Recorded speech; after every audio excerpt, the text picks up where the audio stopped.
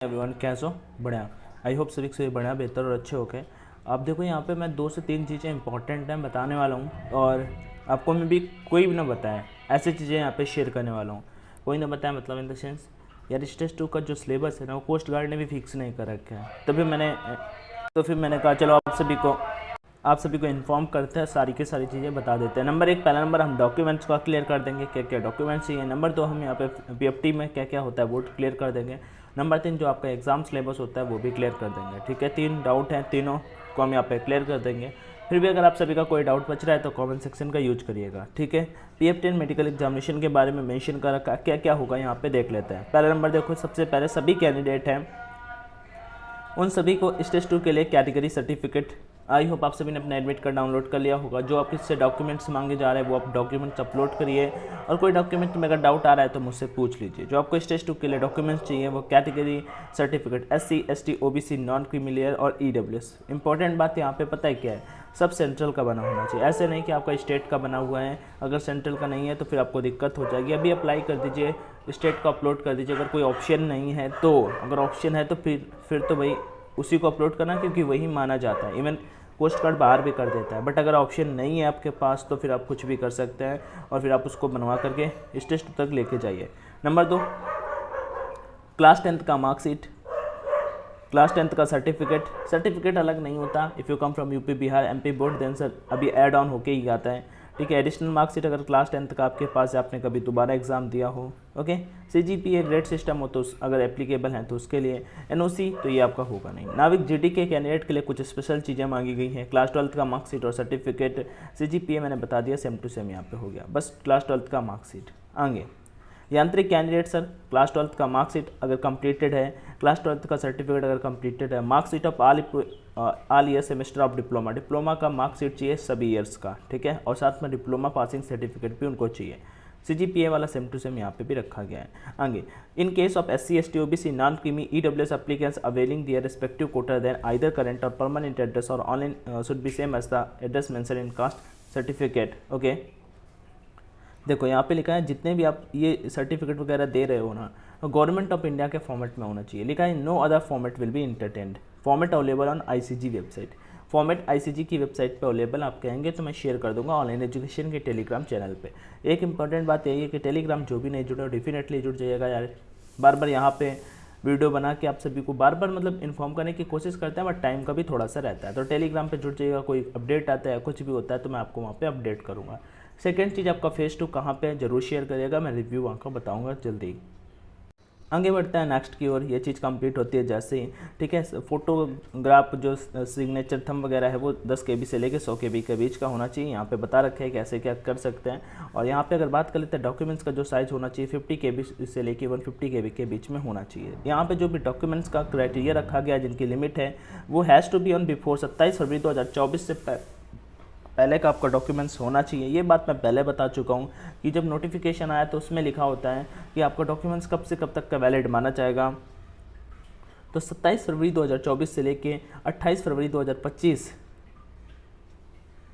तक एटलीस्ट यहाँ पे all documents has to be at least up to 28 February 2025, मतलब इतना मिनिमम होना ही चाहिए और इसके पहले का बना होना चाहिए। मतलब 27 फरवरी 2024 से पहले का बना होना चाहिए और 28 फरवरी 2025 तक डॉक्यूमेंट वेरिफिकेशन तो उसकी वैलिडिटी होनी चाहिए। ठीक है, कुछ लोग इसी वजह से फॉर्म नहीं फिल करते क्योंकि उनसे बवाल नहीं होता।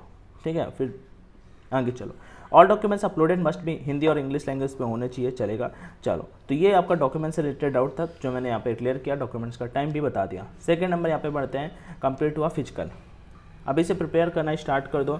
ठीक है, 7 मिनट टाइमिंग है तो कर लोगे। फॉर मेल कैंडिडेट मेली कैंडिडेट है यहाँ पे 1.6 किलोमीटर का रनिंग 7 मिनट में आपको कंप्लीट करना है आपका। उसके बाद नेक्स्ट होगा 20 स्क्वाट्स उठक बैठक, जिसे आप सभी बोल सकते हैं। यहाँ पे कोई ब्रेक वगैरह नहीं दिया जाएगा और आपको 10 पुशअप्स करने होंगे। ये 3 टास्क आपके PFT में कंडक्ट कराए जाएंगे, 1.6 किलोमीटर, 20 स्क्वाट्स एंड 10 पुशअप्स। सब इंपॉर्टेंट चीज़ जो है, जो सिलेबस होता है वो हम यहाँ पे आपको साथ में शेयर करते हैं। तो मैं आपको पहले स्टेज 2 का अपने साथ तो बहुत सारे कैंडिडेट जुड़े हुए हैं ऑलरेडी, तो फिर मैंने कहा चलो एक का रिव्यू निकाल ही लेते हैं। थोड़ी सी मेहनत करने के बाद मिल ही गया।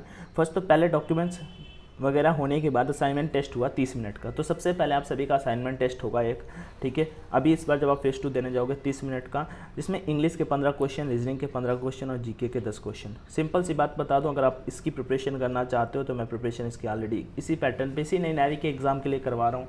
तो डेफिनेटली लगभग 15 क्लासेस हो चुकी हैं, तो इसके लिए आप इनरोल कर सकते हो। वो क्लासेस क्या होगी, हेल्पफुल रहेंगी। कोस्ट गार्ड नेवी का पेपर पैटर्न लगभग सेम है। तो यहाँ पे क्या होगा, आपका जीके कवर हो जाएगा और साथ में आपका इंग्लिश कवर हो जाएगा और साथ में आपका रीजनिंग भी मैं फ्राइडे और सैटरडे करवाऊंगा, फ्राइडे सैटरडे, क्योंकि नेवी पे रीजनिंग भी आता है। तो इस वजह से हम ये वाला जो असाइनमेंट टेस्ट है यही इंपॉर्टेंट होता है मेन, ठीक है।